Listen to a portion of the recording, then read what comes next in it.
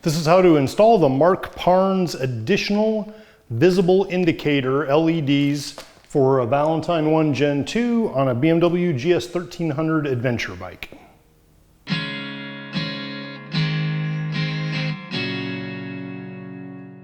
The motorcycle I'm using today is a 2025 BMW GS1300 Adventure. And I've already installed the Valentine 1 Gen 2, as you can see, which is great. I love the product, have it on most of my vehicles. But the one thing about riding a motorcycle is while you're sitting on it, you're looking up here and your Valentine 1 is down here. Now it's not as bad on this bike as it is on the sport bike, where when you're tucked, the Valentine can actually be up under your chin on that thing. However, the closer you get the alerts to the field of vision, the better it is. And the LEDs on the Marc Parnes device are brighter than what you see on the V1, especially in daylight. In fact, these can be almost blinding in night sometimes. The devices you'll need are going to be the Marc Parnes for your appropriate radar detector. This one says very clearly Valentine 1 only. And for the Valentine, you'll also need the Valentine 1 remote audio adapter. And I'll show you why you need both these in a second. All right, let's unpackage the parts and see how they all go together. First is the V1 only Marc Parnes device. It does come with some Velcro.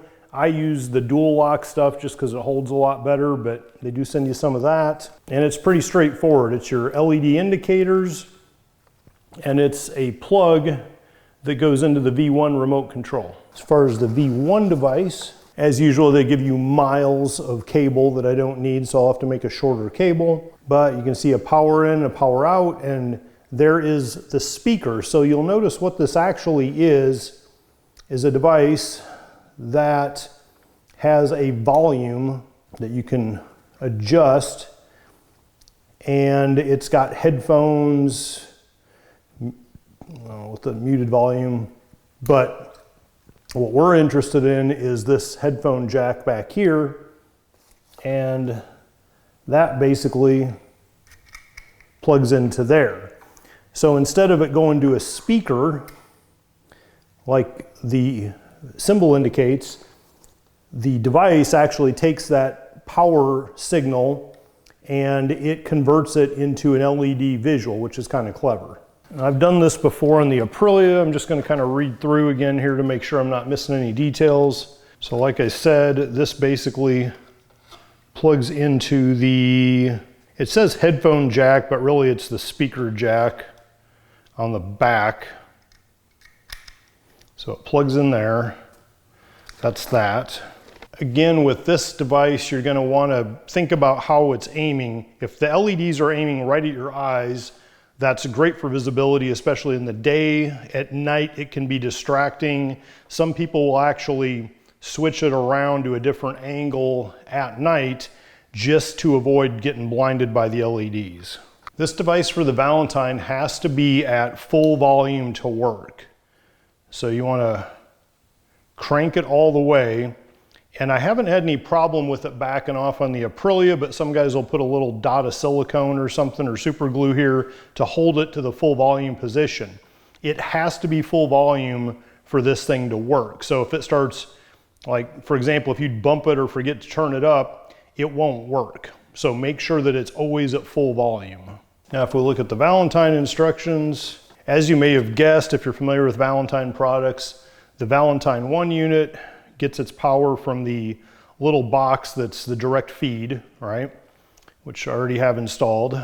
And then we come off the accessory line and we come into, it says power out on remote audio adapter, which is kind of surprising, but okay. I would have thought that was power in, but okay. Just to be sure, I'm going to grab the one on the Aprilia, and it is in the power out section, not the power in. So put that back in place. Again, if we take this monster cord, it's just going to be way longer and add more of a mess in the handlebars, which I don't like. So we'll put one end in here, power out, and then I'll measure how much I want and I'll clip it off and make a new fitting on it. So the next step is to decide where exactly I want these mounted. Now for the Valentine box, it really doesn't matter. I don't have to see it, besides once in a while just having a warm fuzzy that it's on all the way volume. So it's not necessary to be right in your way. And as long as you confirm when you turn it on that the LEDs are lit up, you know everything's working okay. So again, that doesn't have to be right in there. I don't have my nav screen. I'm gonna put that in place just because that's part of the dash. All right, now I have that in place so I know I'm not putting it somewhere where I can't see it. So let's first think about where we want this indicator to go. Some guys will put them right up here. I don't really, I mean, it's the most effective. I just think it looks a bit sloppy to have it way up there. So let's see what other options we have. This is where my GoPro mount is, so I don't want it there. I could mount it. Well, I can't really mount it to my Garmin because that's going to come off at times. Could put it right here. It'll still be easily visible while driving. Other spot I could put it would be up against there, but again, then it's getting kind of sloppy with cables hanging over. This seems to be, you know, put it up, it's closer, right? As opposed to looking down here at the Valentine, I can be looking forward and see this a lot easier. So I think I'm gonna mount this over here. The nice thing is if it's off to this side, I have the Valentine itself if I happen to be looking to the right, and I have this if I happen to be looking to the left. So that actually keeps everything sort of in this middle area. If you've watched any of my previous videos, you know that I always like to use a little bit of acetone, degreaser or whatever, just to get the surfaces nice and clean, any mold release off of them before I go to stick something on like the dual lock. If it were cold, I'd say go ahead and use a heat gun to heat up both surfaces, but it's Texas in summer. It is plenty hot, so I'm not gonna worry about that. Just gonna go ahead and get some dual lock here. This is the surface that we're gonna put it on. Obviously don't touch it and put oil from your hands. Gonna peel back the liner here. Make sure to push the dual lock down solid on the piece so it gets nice and sticky. And after I do all this, I'll set the bike out in the sun for a little bit and let the heat outside settle it all nice and sticky. So you can see the dual lock up here kind of stops right where it goes from being straight to going at an angle. So that'll fill in that, and it's all the way to the front here. So now if we take this piece and we made them right on the edge. That's right where we want it. Okay, so that's step one. Now we'll start stringing our cords around. I do have the cord that powers the nav and radar right here. So I'm just gonna run this cord, tie it right onto that guy and ride it over to the other side. And for this piece, there's a flat surface right there. And it might be hard to see, but right down here is the little accessory main power box for the Valentine. So this will be a nice smooth flat surface to stick this to and then cable everything. I measured how much cable I need on the other end of this. So I've clipped it down. I'm going to take some wire strippers, not just normal strippers. And before we crimp our end on it, you need to make sure that the end here, so this end of the cable has the little tab like that. You lay it out flat, and the other end has to have the tab up like that. All right, so These go in here. Make sure they're all the way in. Got up. Goes from up to up.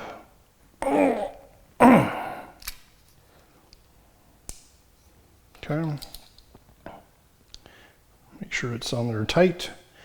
Now when you do this, that's not going to be sealed as nice and pretty as this end is. I don't know why they don't offer a 1 foot option or something, but whatever, it'll work. So I'm going to put this end on the bottom of the little power box. That way the power box itself will shield this from any rain, unless it comes up from underneath, I guess. And then this end will go in the remote control end. So let's get this box stuck in place.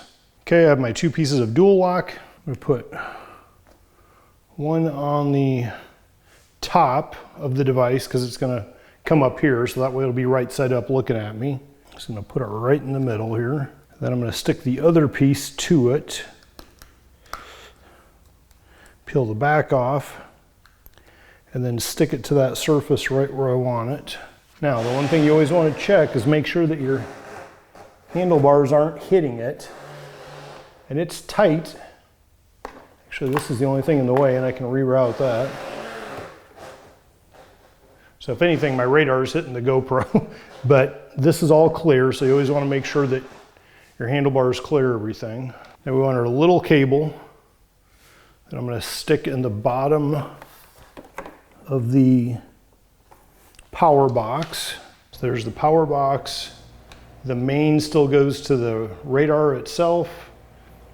And then the accessory one is the one that's going to go to our other little box. So we have that cable coming over from the indicator, goes in there into that jack, and then this power out cable goes into the little power box that we just had. Well, let's go ahead and see if it works. I should just hit the button and it should come on.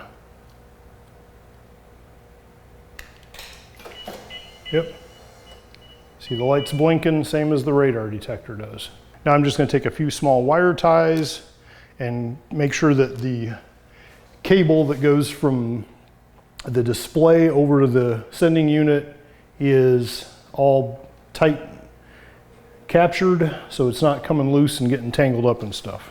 And that wraps up everything. So we've got the indicator stuck to the dash, we've got the cable routed around, tied to the Garmin power cable, and that comes down here. We clear the inlet so I can use that for the FLIR power if I want. Comes down, plugs into the back of this, as well as the power down to the V1 power box, and everything is connected. We'll do one more power cycle just to make sure. And we've got power and red lights everywhere we want them while we're starting up. Obviously don't want those red lights while we're riding, but better to know and have this indicator.